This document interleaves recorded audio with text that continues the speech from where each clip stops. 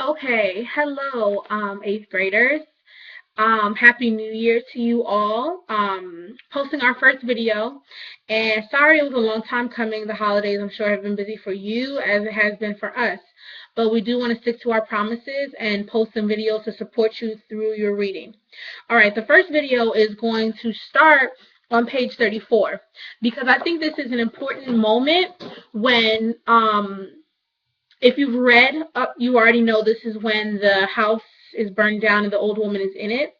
And so this is very pivotal, and it shows Montauk growing, and we learn a lot more about his character in contrast to the other firemen and the thoughts and ideas of other people. Okay, so we're starting on page 34. Okay, but now, tonight, someone had slipped. This woman was spoiling the ritual. The men were making too much noise, laughing, joking, to cover her terrible, accusing silence below. She made the empty rooms roar with accusation and shake down a fine dust of guilt that was sucked into their nostrils as they plunged about. It was neither cricket nor correct. Montauk felt an immense irritation. She shouldn't be here on top of everything. Books bombarded his shoulders, his arms, his upturned face. A book lit almost obediently, like a white pigeon in his hand, wings fluttering. In the dim, wavering light, a page hung open, and it was like a snowy feather, and the words delicately painted thereon. In the rush and fervor, Montauk had only an instant to read a line, but it blazed in his mind for the next minute, as if stamped there with his fiery steel. Time has fallen. In the afternoon sunshine, he dropped the book immediately. Another fell into his arms. Montauk, up here.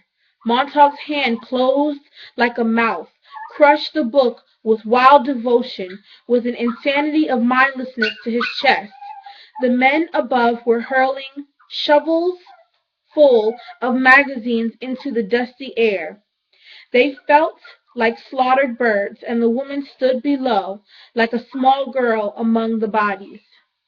Montauk had done nothing. His hand had done it all. His hand with a brain of its own, with a conscience and a curiosity in each trembling finger that turned thief. Now it plunged the book back under his arm, pressed it tight to sweating armpit, rushed out empty with a magician's flourish. Look here, innocent, look.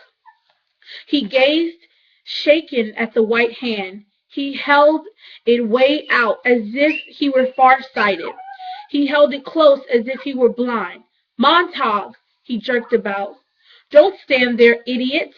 The books lay like great mounds of fishes left to dry. The men danced and slipped and fell over them.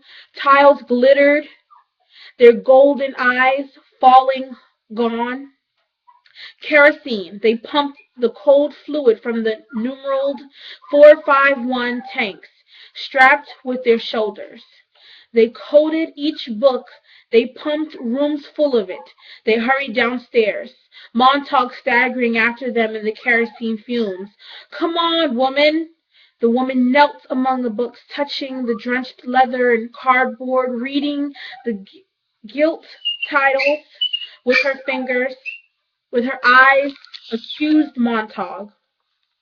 You can't ever have my books, she said.